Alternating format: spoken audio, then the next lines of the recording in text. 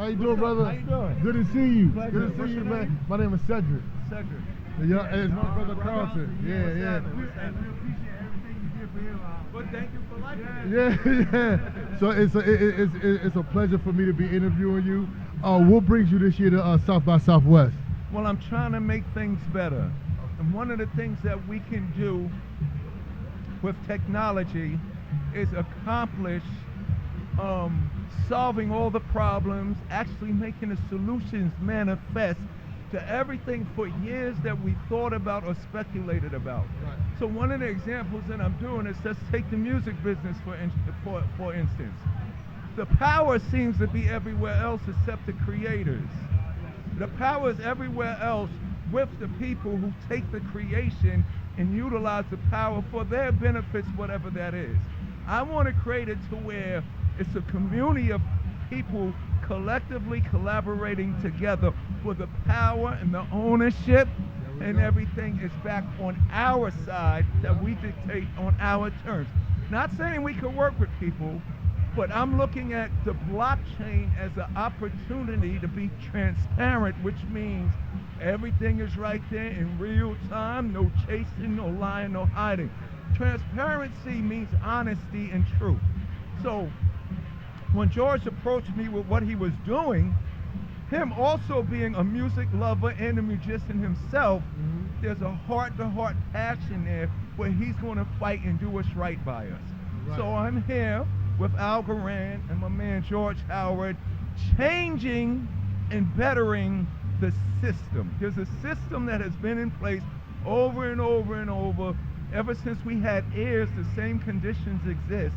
So if you, how I can describe it is, when Steven Tyler took that mic stand and walked this way and knocked down that wall, I'm talking about globally, people was like, yo, that didn't just happen in the video, it happened in the world. And if you look at what Run DMC did from day one, not just with Rockbox, being the first on MTV, it started with the product music, now we're on MTV, look what happened.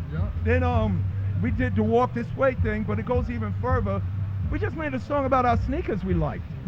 Started a whole sneaker culture. All of that power should be in all of my friends, which is the fans, the audience. It seems like here I am, here's the creation, here's the people running the show and having the power, and then it's my fans looking at me and the creation's there. Or it's vice versa. The creation's there and I'm looking at my fans. Now, we're not removing the middleman. We're making the middleman play on all of our levels. This is about bringing down the walls of separation and the stereotypical attitudes and ideas that has kept us in a revolving cycle of disrespect, racism, and abuse. So do you think the subject matter of hip hop would have been different if we had this type of technology from the start? No, I think Oh, the bathroom. Yeah, there's that.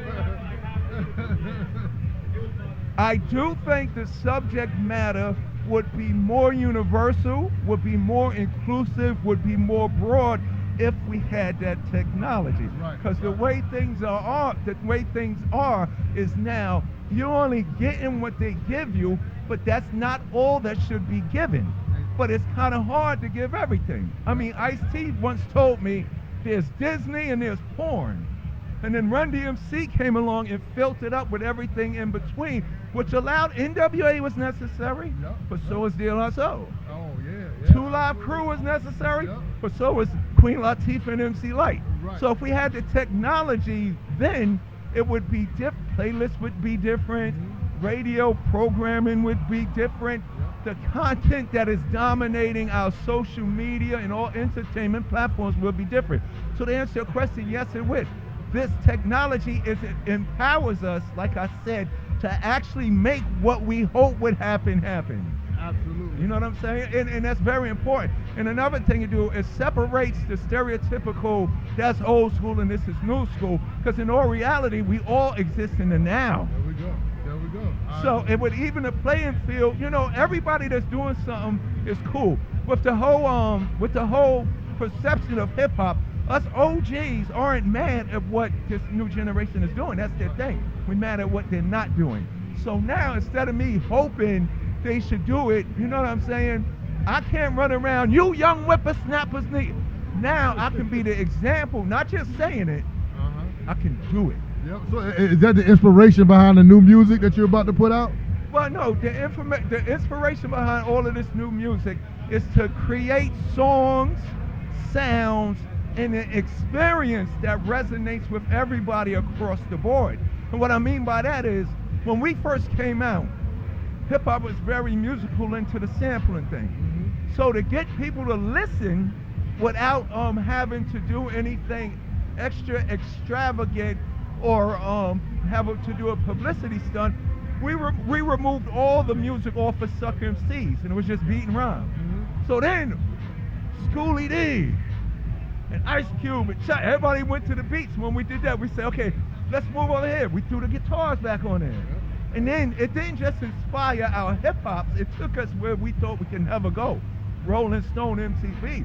But it also inspired Rage Against the Machine, Cypress Hill, Sum 41, Korn, and Limp Bizkit. You know what I'm saying? So the inspiration now is not to say this is old school, not to say I'm trying to make music to be relevant. I'm doing it.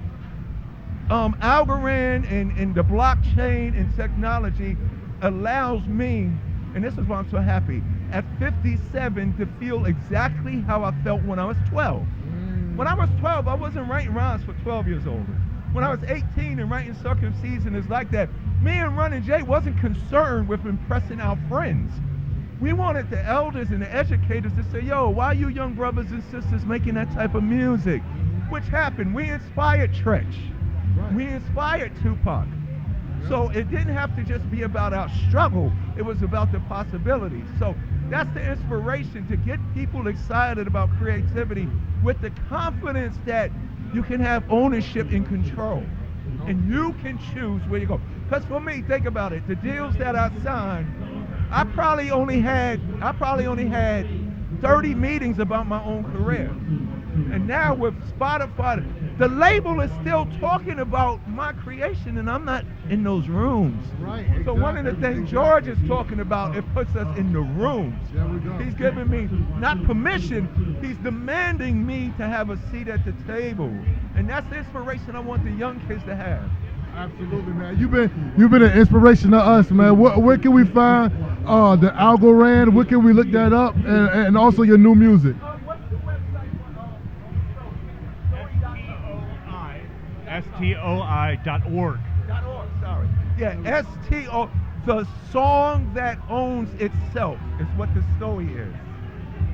So what I say, this is a king of rock thing. The coolest things on the blockchain. On the microphone, we can get coin. I'm gonna do something fabulous in the same way that we do Bitcoin. So it's about taking those existing entities and utilizing for it. So story.org. If you want to know about the new music I'm doing in the comic book, and I just put out a children's book, which now I can put the children's book out and make music for the children's book that's not necessarily kids' music. So the other thing I wanted to say about messing with Algorand, it starts with the song that owns itself. Now the song is in control and is the entity. But everything like flashing, communications, journalism, now everything that's connected with you, you'll have an opportunity to be connected to music and fashion and style without having to go ask people for permission and to go hunt for it, because we're all in the same universe at the same time. This is the metaverse, this is the universe, and this is the multiverse.